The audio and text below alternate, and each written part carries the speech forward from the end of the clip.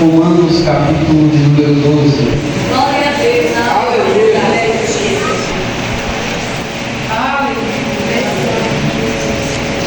Romanos capítulo de número 12, versículo 1.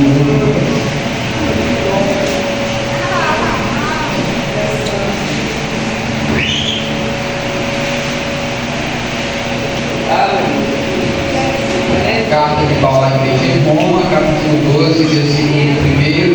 Amém? Amém. Rogo-vos, pois, irmãos, pela compaixão de Deus, que apresenteis os vossos corpos em sacrifício vivo, santo e agradável a Deus, que é o vosso culto racional. E não sede conformados com este mundo, mas sede transformados pela renovação do vosso entendimento, para que experimenteis qual seja a boa, agradável e perfeita vontade de Deus. Ainda de pé, ainda com a Bíblia aberta, repetimos o versículo 2. Não vivam como vivem as pessoas deste mundo, mas deixem que Deus os transforme por meio de uma completa mudança de mente de vocês. Assim vocês conhecerão a vontade de Deus, isto é, aquilo que é bom, perfeito e agradável a Ele.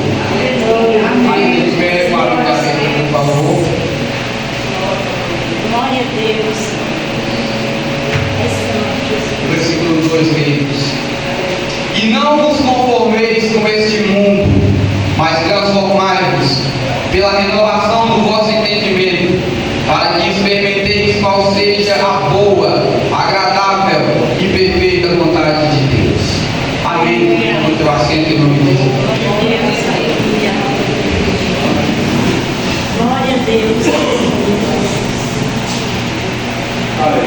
Queridos, eu quero louvar a Deus por esta oportunidade que o Senhor nos concedeu. É uma honra estar na casa do Senhor, mais uma vez, com a grande responsabilidade de poder falar daquele que nos ama. Povo de Deus, quero louvar ao Senhor pela vida do nosso querido irmão Edelson, pela oportunidade e a confiança que sempre tem conosco, a cada um de vocês que aqui. Queridos, o texto que nós lemos, escrito por Paulo, dirigido à igreja de Roma. O tema desta mensagem hoje é: não vos conformeis, mas transformai-vos. Eu quero que você repita em um alto e bom som depois de mim. Não vos conformeis, mas transformai-vos.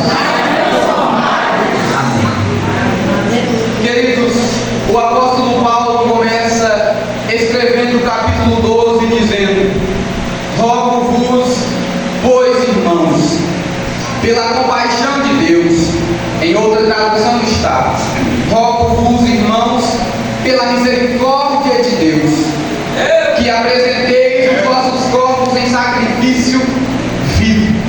Quando Paulo fala do sacrifício vivo oferecido, ele também fala do culto racional. Ele completa o texto dizendo: este é o culto racional, o culto raciocinado, o culto pensado. Antes de chegar na igreja, como apresentarei o meu culto? Quero que você entenda que sacrifício vivo dentro da Bíblia teve dois, mas nos dias atuais nós podemos fazer todos os dias, não no sentido literal, mas sim morrendo para o mundo, vivendo para Jesus. Isto é o sacrifício vivo que a palavra fala. Dentro da palavra nós temos dois sacrifícios. O primeiro é Isaac, o segundo é Jesus. No primeiro sacrifício, Moriá. No segundo sacrifício, o Gólgota. No primeiro sacrifício, filho de Abraão. No segundo sacrifício, o filho de Deus. No primeiro sacrifício, Isaac. No segundo sacrifício, Jesus. No primeiro sacrifício, ele sobe no altar, depois desce, porque foi substituído. No segundo sacrifício, é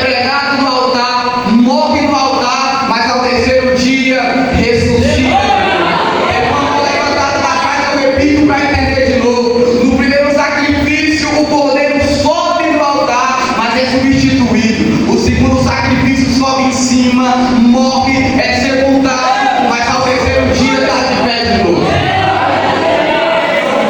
O próprio apóstolo Paulo, que escreveu essas palavras, ele fala algo muito importante. E eu sou ousado em dizer, queridos, que quando Paulo prega essa mensagem à igreja de Roma, Paulo nem sonhava que as nossas igrejas necessitariam mais desse texto.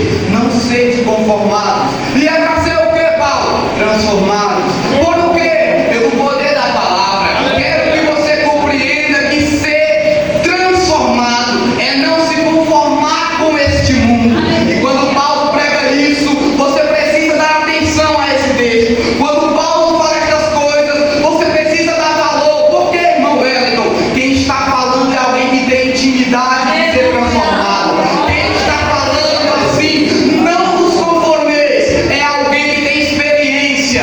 Quando eu era conformado, eu era uma pessoa. Quando eu fui transformado, eu vivi totalmente diferente. O Paulo escreve nessa noite, um certo dia teve um encontro no caminho de Damasco. Sim, esse Paulo era perseguidor. Depois do encontro, passou a ser perseguido. Nós falamos que Jesus Cristo marca encontro, e que a boa notícia nunca se sabe se essa noite não é o que ele marcou com você.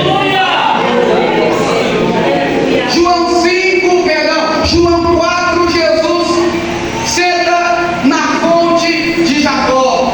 Os discípulos pensam que ele está só descansando, mais que nada. Encontro marcado. Ele dá desculpa para os discípulos irem cobrar o quê? Comida, é nada. É só para me deixar só com alguém que eu marquei no encontro. De repente, a fonte se senta na fonte. Não é do falo minha língua. A fonte é Jesus. Sentou na fonte de Jacó.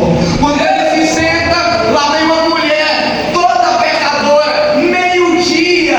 Quem é maluco de ir buscar no meio-dia? Pois é, ela não quer que ninguém veja. Mas acontece que antes dela pensar em meio-dia, Jesus já tinha marcado encontro. Mais do que vergonha, é sua vida ser transformada.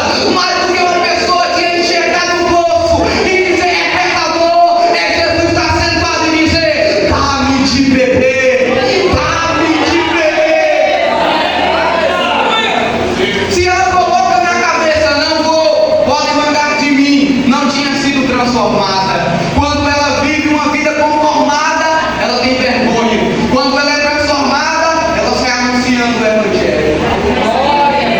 Era um dia comum, um dia normal, quando Paulo pediu carta para Damasco. Mas estou feliz em dizer, antes de Paulo pedir carta para Damasco, Jesus já tinha pedido carta para o caminho. Antes de Paulo subir no cavalo para ir para Damasco, Jesus já estava lá esperando. Quando Paulo, que era perseguidor, quando Paulo que ia, eu quero que você entenda, por favor, você precisa entender o início para compreender o final. Paulo não foi a Damasco se converter, não. Paulo não foi a Damasco ver Jesus. Paulo foi a Damasco matar crente. Mas acontece que aquele que ele perseguia já estava esperando por ele. Irmão Wellington, como assim? Este Paulo que escreve, não sejam conformados, está falando de algo que ele já foi, está falando de algo que ele já teve coincidência. O quê? Um dia foi conformado, queria matar os crentes, queria calar a voz do povo que clamava para o Deus que é vivo. Mas um dia ele apareceu no caminho de Damasco e disse: Saulo, Saulo, por que me persegues? Confesso para vocês que o encontro com ele é tão pesado que na hora que ele falou eu fiquei cego. Fui parar em Damasco, de repente lá veio um homem orar por mim. Era Ananias. Quando ele orou por mim, sabe o que aconteceu? Fui transformado. E depois Paulo, aquele homem que perseguia, passou a ser perseguido. Atos 16, o cara que queria prender, preso. Por causa de que, Paulo? Fui transformado. Atos 28, o cara que queria prender, é preso. Por causa de que, Paulo? Transformado. Cheguei em Filipos, comecei a pregar uma palavra, imediatamente, cadeia.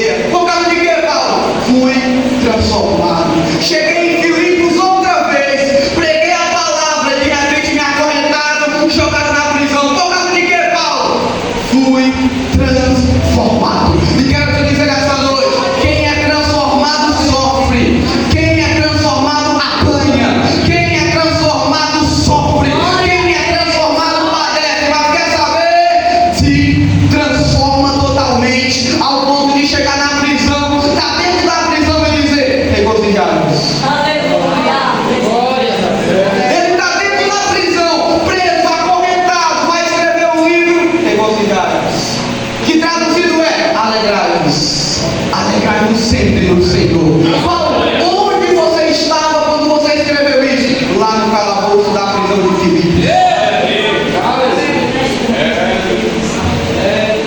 Paulo, por que tudo isso? É porque um dia eu entendi. Olha o que diz no versículo 2: para que experimenteis. O que é isso, Paulo? Estou falando que vocês só podem, queridos, para poder falar essa pregação, para mudar a sua vida. Quero que vocês entendam que para experimentar o melhor, a perfeita, agradável vontade de Deus, primeiro, não se conforme. Glória a Deus. Para você experimentar qual é a perfeita, agradável vontade de Deus, tem uma notícia: transformai-vos. Jeremias pregou 40 anos. Agora me pergunta o que aconteceu depois de sua pregação. Todo mundo para o cativeiro. Qual era a pregação de Jeremias? Arrependei-vos. Irmão Wellington, por que Jeremias não conseguiu resgatar? Porque o povo era conformado. O pregador, o mínimo que pode fazer é transformar-vos. Transformar-vos. Agora, quem ouve é quem decide. Você vai ser acomodado ou você vai ser transformado? O pregador tem a missão de pregar dizendo: arrependei-vos. Agora você tem a opção de decidir: vai se arrepender ou não. Jeremias pregou, e para a mensagem de Jeremias: arrependei-vos. E amanhã, arrependei-vos. E Jeremias não tinha outra pregação, não? Ele tinha, é que não tinha mudança. E onde não há mudança, não tem por que haver mudança de pregação. Mas lá tem outro, como é o nome dele? João Batista. Qual é a pregação? Arrependei-vos, arrependei-vos, arrependei-vos. Não tem outra pregação? Te detém. Mas é que não há transformação. E se não há transformação, não tem motivo para mudar a mensagem. De repente lá vem outro, como é o nome dele? Jesus pregando e dizendo: arrependei-vos, arrependei-vos, arrependei-vos. E não tem outra pregação, não. Não, é claro que tem. Jesus tem outra. Por exemplo, bem-aventurados os pobres. Mas ele insiste: arrependei-vos. Porque, irmão Wellington, onde não há transformação, não há necessidade de mudar a mensagem. A pregação de Paulo era: transformai-vos. E nessa noite eu repito: transformai-vos. Transformai-vos. E não se conforme com esse mundo.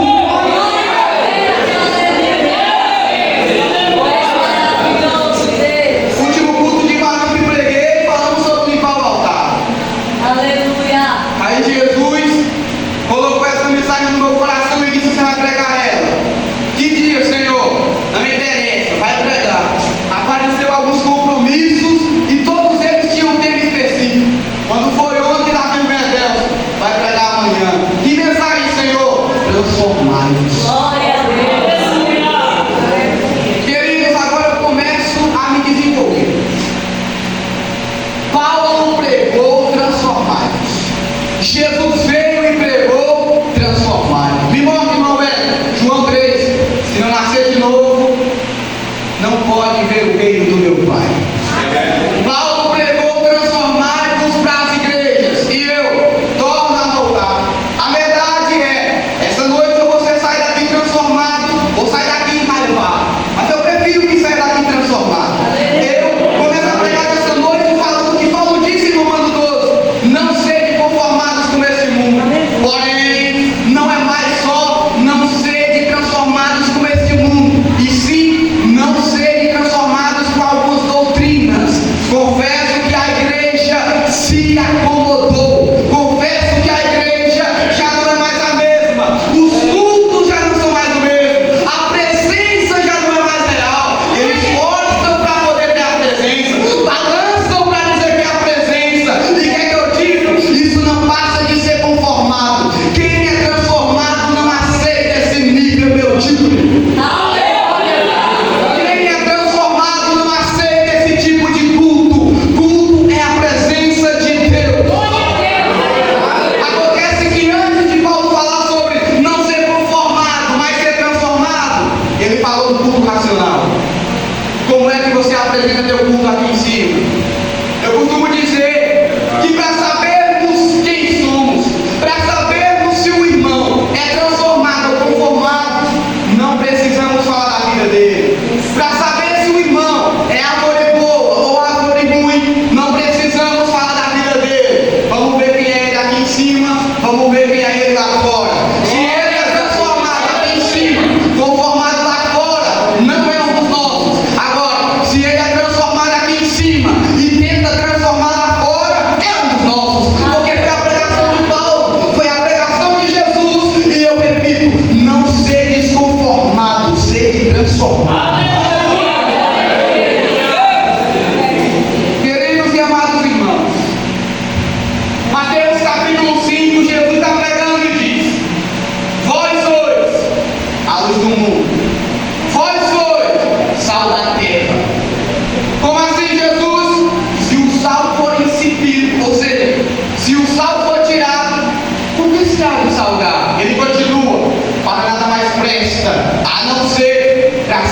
jogado fora. E o que mais? Pisado pelos homens. E depois, vós sois a luz do mundo. E agora, não se pode esconder uma cidade edificada no monte. Perceba que Jesus não compara, ele afirma: vós sois o sal da terra. Como descobriremos se nós somos de fato sal, se nós somos de fato luz? O sabor que você tem é só dentro da igreja? Ou ele também é fora? Porque dentro da igreja está cheio de sal, lá fora não tem. O dever do crente é dar sabor lá fora. O dever do crente é clarear lá fora. Por que, irmão? Aqui está cheio de luz. Eu também vou no silêncio. Vamos lá, em nome de Jesus. Jesus disse que vós sois o sal da terra e luz do mundo. O que quer dizer? No dia que os crentes forem tirados da terra sem sal, sem sabor, no dia que os crentes forem tirados da terra sem luz, porque vós sois sal da terra, vós sois luz do mundo. Irmão, ele explica melhor: uma casa sem lâmpada é treva, uma comida sem sal, sem sabor, um mundo sem a igreja, sem prestígio. Repito de novo, glória a Deus. A comida sem sal, sem sabor.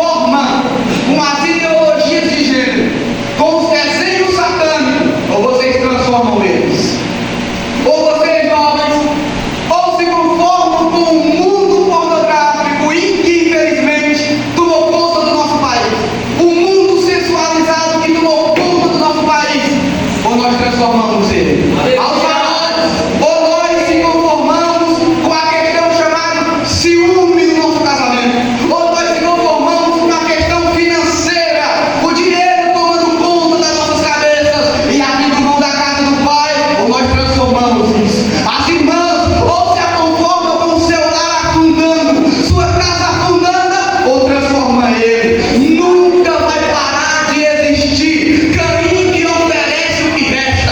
Você é Abel que oferece o melhor. Nunca vai faltar Saúl que se acomoda com espíritos malignos. Você é Davi que clama por misericórdia. Nunca vai faltar Nabucodonosor que levanta a estátua. Você é os três jovens que não se prostram.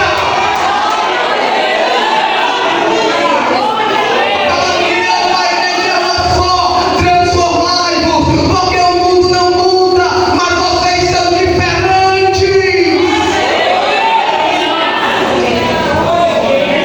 Eu vou ter que repetir de novo lentamente, porque teve muito glória a Deus. Isso é importante. Olha para mim, por favor. Nunca nesta terra, escute isso aqui. Se você não fechar os olhos, seja para ouvir com atenção. Nunca vai faltar na terra Caim que oferece o que resta. Sua vez é ser Abel que oferece o melhor. Nunca nesta terra vai faltar Saúl que se acomoda com os espíritos malignos. Você é Davi que clama por misericórdia. Nunca vai faltar nesta terra Nabucodonosor que levanta a estátua. Você, por sua vez, é os três jovens que não se prostram. Nunca nesta terra, meu remédio, vai faltar os decretos, mas você é Daniel que ora mesmo em meio a Deus. Nunca vai faltar os fariseus que querem contradizer a palavra. Você é Jesus que transforma. Você é a imagem que transforma.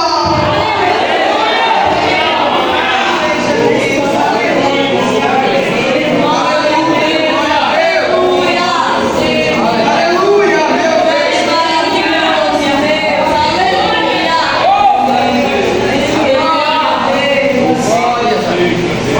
Paulo, aleluia, escreveu dizendo: sede, pois, meus imitadores, como eu sou de Cristo. Gênesis capítulo 1, versículo 26. Façamos o homem a nossa imagem e semelhança. Gálatas 2:20. Já estou crucificado com Cristo. E não vivo mais eu, mas Cristo vive em mim. Timóteo, Paulo escrevendo aos Timóteo, palavra fiel e digna de aceitação é: se morrermos com Ele, também com Ele viveremos. Se sofremos com Ele, também com Ele reinaremos. Se negar, Ele também te nega. Se for infiel, Ele permanece fiel. Irmão, Ele não entendi nada. Tudo bem, isso é normal. Eu torno a repetir. Deus criou o homem, a imagem e semelhança. Mas Jesus veio e deixou um recado: não basta ser imagem e semelhança. O que você vai fazer? Viva imagem e semelhança. Se Deus veio no Gênesis e criou o homem imagem e semelhança, e Jesus veio e disse: não seja apenas imagem, viva semelhante. Para concluir tudo, lá vem Paulo e diz: já estou crucificado com Cristo. Perceba que Gálatas 2:20 está ligado ao que Paulo escreveu a Timóteo. O que, irmão velho? Se morremos com ele viveremos. O que é isso? Já estou crucificado. Não, eu vou mais fundo, querido. O que é uma pessoa crucificada? Está pregada, não tem para onde ir, está agarrada, não tem para onde ir. Isso quer dizer que se ela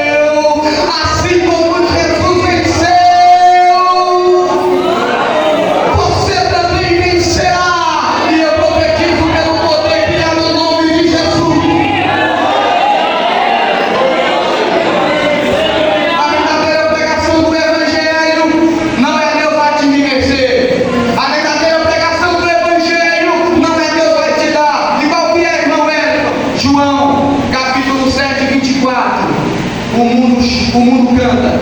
E eu, Senhor, chora.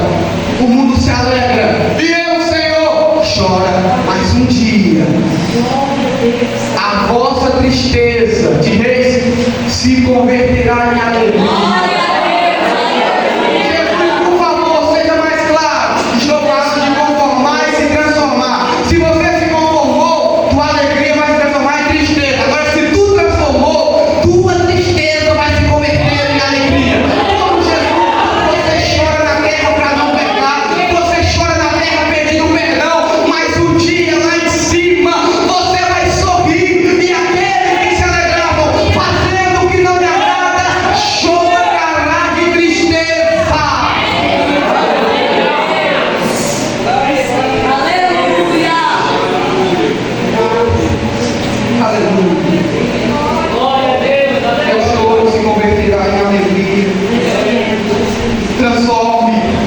Transforme, não se conforme.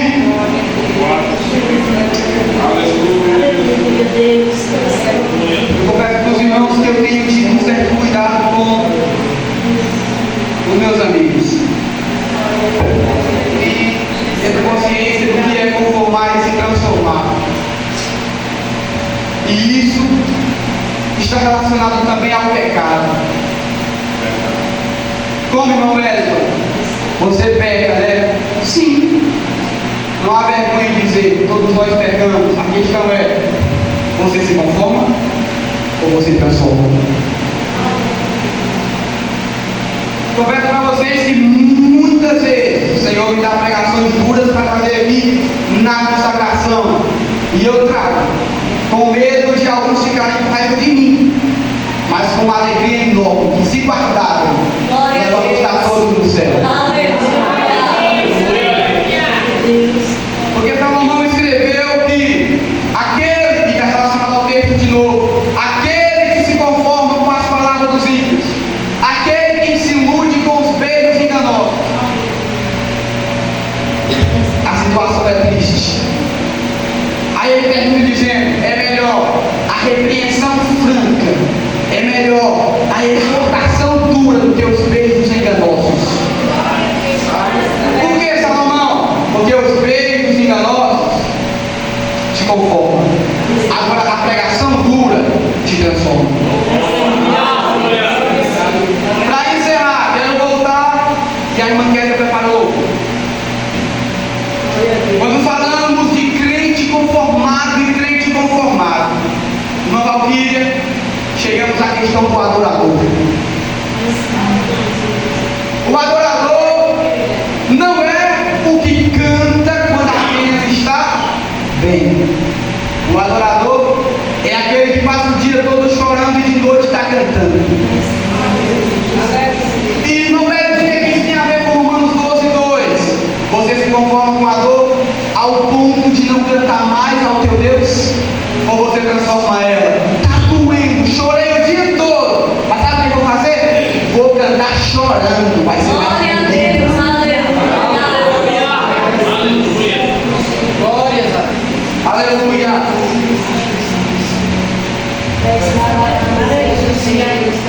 Igreja, por favor, de pé.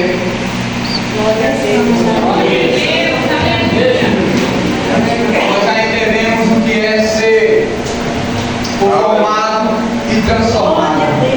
Só quem foi transformado por essa palavra vai tirar 4 minutos de adoração. Glória a Deus.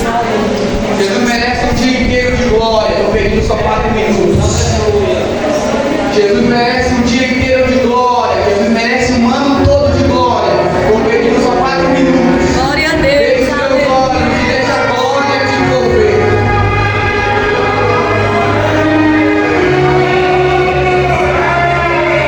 Contigo eu sei.